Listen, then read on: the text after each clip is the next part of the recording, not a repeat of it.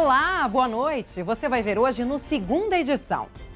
Traficante jura, paga fiança e é solto mais uma vez. 2 semanas após ir para o semiaberto, polícia encontra uma arma dentro do carro do detento. Ele estava a caminho de uma consulta médica. Prefeito de Viamão e secretários são afastados por 180 dias. Ministério Público investiga esquema em licitações na cidade. Prejuízo aos cofres públicos podem chegar a 10 milhões de reais. Mais 2 réus do incêndio da Boate Kiss serão julgados em Porto Alegre.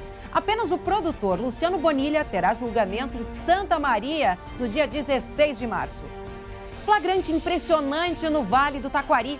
Carro capota e deixa 4 pessoas feridas em Lajeado. O acidente aconteceu nesta manhã. O SBT Rio Grande, Segunda Edição, está no ar.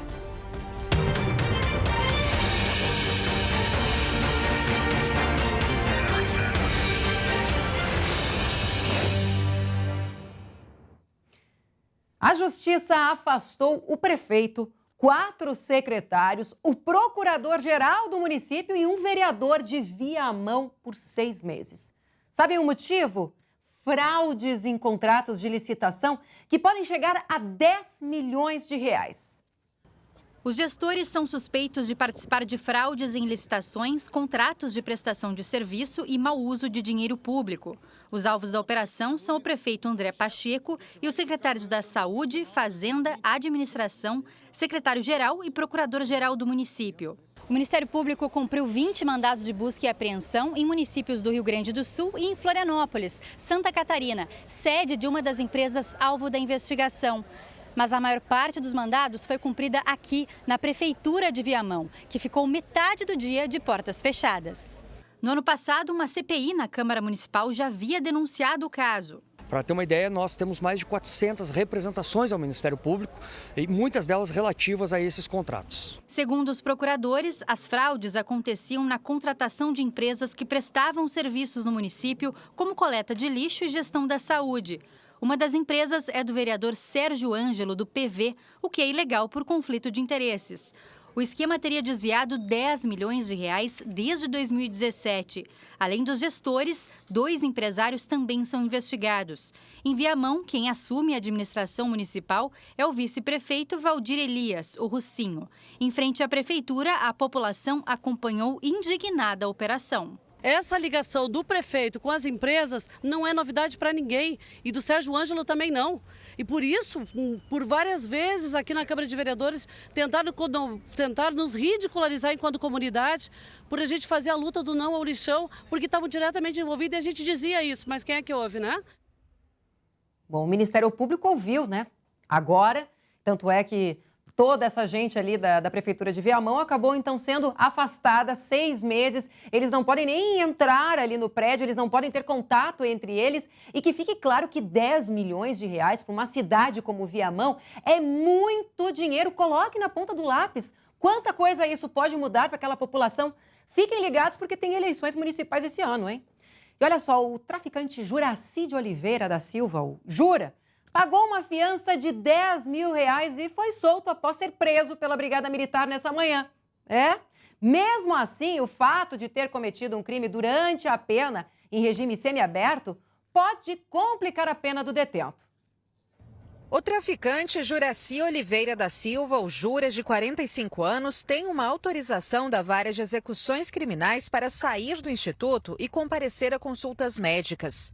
Desde o dia 14 de janeiro deste ano, ele recebeu progressão de regime, do fechado para o semiaberto, mesmo sendo considerado chefe do tráfico de drogas do Campo da Tuca, na zona leste da capital gaúcha. Chama a atenção, né, que esse indivíduo obteve o direito de progressão de pena há alguns dias atrás e o primeiro dia que conseguiu sair realmente, né, para as ruas, já pratica um novo crime, né, um crime que eu considero grave. Nesta quarta-feira, Jura foi detido pela Brigada Militar enquanto se deslocava do Instituto Penal de Charqueadas para uma consulta. Dentro do carro onde ele estava foi encontrada uma pistola calibre 9mm e 30 munições. No veículo também estavam outros 2 homens que foram autuados por porte ilegal de arma e a companheira de Jura, que não foi incluída na ocorrência. O valor de R$10 mil estabelecido como fiança foi pago pela advogada de Jura e ele foi liberado. Mas o flagrante pode comprometer a progressão de regime, já que o fato será comunicado a várias execuções criminais e um processo administrativo disciplinar deve ser aberto. Se chegar à conclusão de que efetivamente houve o cometimento do crime e aplicar a penalidade da falta grave, pode haver tanto a regressão do regime como outros desdobramentos. Um dos principais que é a alteração da data base para benefícios futuros na execução da pena. Isso pode acontecer a partir desse momento. Pesa ainda sob jura um processo federal no qual é réu pela morte do vice-presidente do Conselho Regional de Medicina, Marco Antônio Becker, em 2008. Em outro julgamento, em 2015, no qual foi absolvido por 2 mortes, ele chegou a admitir que, mesmo dentro da penitenciária, continuava comandando a venda de drogas. O juiz da execução penal vai avaliar e vai julgar se reconhece ou não a falta grave e, a partir daí, então, os desdobramentos que acontecem na execução da pena. Que absurdo. Olha, eu até já esperava por isso, né? Só não imaginava que seria tão rápido. 2 semanas. Eu disse 2 semanas. O júri deixou a PASC no dia 29 de janeiro para o semiaberto. Hoje, 12 de fevereiro, ele foi pego com uma arma, a caminho de uma consulta. A arma estava ali dentro do carro. Bom, se ele seguir aí livre, o que mais vai acontecer? Eu só espero que nenhuma tragédia, né? Porque a gente precisa lembrar que o Jura foi condenado a 74 anos de prisão por tráfico e homicídio. A Giza mostrou direitinho ali na reportagem, não é qualquer bandido, não. Ou seja, ele cumpriu 17 anos, faltam mais de 50 anos para ele cobrir, 50. Sendo que em 2015, como a Giza ali lembrou, lá num julgamento, ele confessou que seguia comandando a venda de drogas lá de dentro da prisão. Ou seja, ele ficou preso 17 anos, continuou trabalhando, agora está livre. O juiz que ordenou a progressão de regime disse que ele atendia todas as exigências lá da lei.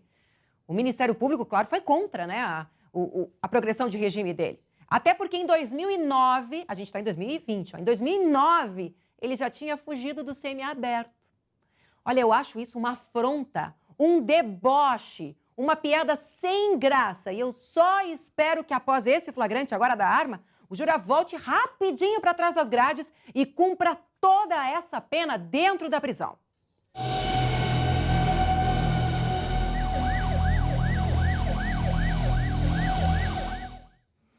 Bom, vamos falar sobre o caso Kiss. Mais 2 réus que respondem criminalmente pelo incêndio da boate serão julgados aqui em Porto Alegre. A decisão saiu hoje no início da tarde e a Giza Guerra está lá no Tribunal de Justiça aqui de Porto Alegre. Oi, Giza, boa noite. Bom, com essa decisão, então, dos 4 réus, 3 vão ser julgados aqui em Porto Alegre, né? Só 1 lá em Santa Maria. Boa noite para você. Oi, Luciane, boa noite a ti, boa noite a todos. Exatamente, apenas o Luciano Bonilha Leão, então que seria um assistente da banda Gurizada Fandangueira, terá o seu julgamento mantido em Santa Maria e já com data marcada, dia 16 de março. Os outros 3 réus terão julgamento então aqui em Porto Alegre sem data definida. Aqui conosco o desembargador Sérgio Miguel Achute Blattes, né, um porta-voz do Tribunal de Justiça nesse momento, para nos explicar, Luciane, o que vai acontecer a partir de agora e o que muda com essa decisão. Boa noite, desembargador. Boa noite. Bem, com o desaforamento que é previsto no Código de Processo Penal e na Constituição Federal, nos casos em que o júri tem uma repercussão muito grande e que pode, de qualquer forma, haver influência no julgamento, o desaforamento é uma possibilidade. Primeiramente, havia feito o pedido de desaforamento por um dos réus, que havia sido deferido pelo tribunal, e, posteriormente, os outros 2 também fizeram esse pedido. E hoje a primeira Câmara Crime do Tribunal de Justiça, em julgamento deste pedido de desaforamento, decidiu por maioria de votos, de 2-1, de que os pedidos seriam deferidos. Então, praticamente altera somente o local do julgamento. Mas a forma do julgamento, a maneira do julgamento, será pelo Tribunal do Júri, e só que, no caso, eles serão realizados aqui em Porto Alegre. 3 deles aqui em Porto Alegre e um deles em Santa Maria, porque já está inclusive com a data marcada, que é 16 de março, e será realizado lá. Muito obrigada pelos esclarecimentos, desembargador. A gente ouviu também, e tem para mostrar para quem está nos acompanhando, a posição da presidente da Associação das Tragédias e familiares da tragédia da Boate Kiss, e a gente ouve agora o posicionamento deles. Para nós, não passou de mais uma chacota cometida por essa Câmara do Tribunal de Justiça do Estado do Rio Grande do Sul. Essa decisão de hoje, ela revela mais uma das máscaras do Tribunal de Justiça, né? Que é uma... A gente não tem como aceitar isso aí. Não tem como aceitar, porque da forma que aconteceu essa decisão, eu tenho vergonha de dizer que fui hoje no Tribunal de Justiça do Estado do Rio Grande do Sul assistir ao julgamento desses recursos. É mais um capítulo dessa novela da Boate Kiss, né? E agora, olha só, presta atenção, porque tem imagens impressionantes de um acidente que aconteceu no Vale do Taquari. Um carro capota e deixa 4 pessoas feridas. Foi na BR-386, entre as vítimas, uma criança de 10 anos. Olha só essa imagem, gente, é impressionante mesmo. Esse acidente aconteceu nessa manhã em Lajeado. Os 2 veículos estavam ali no sentido capital interior. É possível observar ali na imagem que o carro preto troca de pista e aí ele bate na traseira da caminhonete branca. Nela estavam pai, mãe e a criança de 10 anos. Olha lá, olha só. Olha quantas vezes ele capota. Terrível esse acidente. A família e o motorista do outro veículo tiveram ferimentos leves. Felizmente todos, né? Então, não se feriram gravemente. Eles foram atendidos na unidade de saúde da cidade e, de acordo com a Polícia Rodoviária Federal, os condutores não apresentavam sinais de embriaguez. Então, por sorte, nenhum ferido grave nesse acidente aí, gravíssimo, né? Imagens impressionantes que chegaram, então, lá de Lajeado. E agora uma outra notícia eu tenho para vocês, porque o governo do estado começou os estudos para a concessão de 18 estradas gaúchas. Metade delas estão na Serra Gaúcha. A iniciativa divide opiniões. Muitos motoristas acham que o pedágio não vai resolver esses problemas não. Olha só. Buracos, muitos buracos, um atrás do outro, que obrigam os motoristas a fazerem manobras arriscadas. Estamos no trecho urbano da Rota do Sol, em Caxias do Sul. Milhares de carros e caminhões passam por aqui todos os dias. Depois do fim do pedágio de Farroupilha, em 2013, a estrada está com falta de manutenção. Terrível, todo dia tem carro aí quebrado. Tá terrível isso aí. Isso aí tá uma vergonha. O governo estadual pretende retomar a concessão desta e de outras 17 rodovias, num total de 1.028 quilômetros que poderão ser pedagiados. Seria o fim das reclamações já num curto prazo? Nós entendemos que são concessões que vão sair bem mais rápido do que a demora que houve, por exemplo, na 287 e na 324. São projetos que não nascem do zero. Uma das prioridades do governo é entregar à nova concessionária da RS 122 um projeto de duplicação para ser executado no trecho de pista simples entre Caxias e Porto Alegre. Dos mais de 1.000 quilômetros em estudo para serem pedagiados, 760 estão sob a responsabilidade da Empresa Gaúcha de Rodovias. Uma dessas praças é esta aqui, de Flores da Cunha. Os motoristas pagam R$ 7,00 em cada um dos sentidos. Mas a qualidade da estrada está longe de ser aquela de uma rodovia pedagiada. Cobrar o pedágio numa estrada dessa aqui tem uma falta de respeito, né? Sem acostamento, toda esburacada, remendada. Os estudos de viabilidade dos trechos serão executados pelo BNDES e devem ser concluídos até o fim do ano. Só depois disso é que será batido o martelo sobre os locais que realmente serão contemplados, valor de tarifas e, o mais importante, as melhorias que serão exigidas em contrato. Nesse cenário, a EGR, essa que deixa a desejar no serviço prestado em Flores da Cunha, deve ser extinta. Nós vamos caminhar para a extinção dela, né? A EGR, não entendo seja a vocação do Estado ter uma empresa pública de rodovias.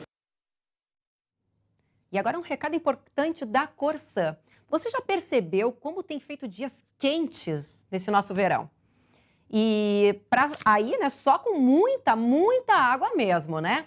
E aí que temos que estar, então, alertas. Chuvas escassas, calor constante, essa combinação tem causado uma forte estiagem em todo o estado. O último registro de temperaturas tão altas foi há mais de 100 anos. Por isso, a Corsã está chamando a todos, de todos os cantos aí do Rio Grande do Sul, para o consumo consciente de água. Pequenas atitudes já fazem toda a diferença. Comece regulando as válvulas de descarga, por exemplo. E fique de olho em vazamentos e torneiras pingando. Economizando juntos, preservamos os recursos hídricos e compartilhamos o melhor do verão. Para saber mais dicas de economia de água, baixe o aplicativo H2 Hoje da Corsã. Seja responsável, faça a sua parte. Vamos falar sobre verão? Você já visitou o Paradouro do SBT em São Lourenço do Sul? Crianças e adultos, olha, estão se divertindo demais lá no nosso espaço. Aqui dá para ler histórias em quadrinhos para o filho ou montar quebra-cabeças no Espaço Kids. É também onde gremistas e colorados se unem pelo chimarrão. Essa família também faz questão de vir para cá descansar à beira da Lagoa dos Patos. A gente vem sempre nos domingos, né, para tomar mate chimarrão, senta na sombra. Esta é a semana de despedida do Paradouro Mais Verão SBT. Até o dia 16, muitas atrações estão sendo preparadas para receber os turistas. Ainda dá tempo de passar na Praia das Nereidas e conferir de perto a dança e a música nesse espaço, que já é marca registrada no verão em São Lourenço do Sul. Uma pena que é tão pouco tempo, né? Mas que dá para curtir as férias, dá para fazer atividade física e para se divertir também. No próximo domingo, a gente vai estar fazendo tipo uma aula com gritos de carnaval, priorizando o samba, priorizando a alegria. Convido todos vocês para esta festa. E nós voltamos daqui a pouco com um furto inusitado no norte do estado. Grama recém-plantada é furtada em Passo Fundo. Não saia daí, a gente já volta. É rapidinho.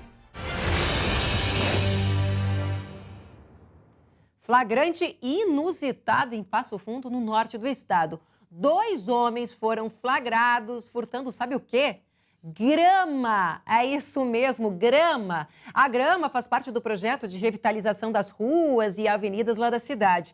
Nas imagens a gente consegue ver ali, ó, uma caminhonete prata estacionada, aí 2 homens saem dela e começam a arrancar uma faixa de grama, alguns metros ali de grama que tinham recém sido colocadas ali no canteiro central dessa avenida, que é uma das principais de Passo Fundo. A polícia tenta identificar os criminosos. O furto aconteceu na madrugada de terça-feira, então na Avenida Brasil, em Passo Fundo. Olha só, olha o que os criminosos levaram. Eles pegaram uma faixa de grama recém-plantada.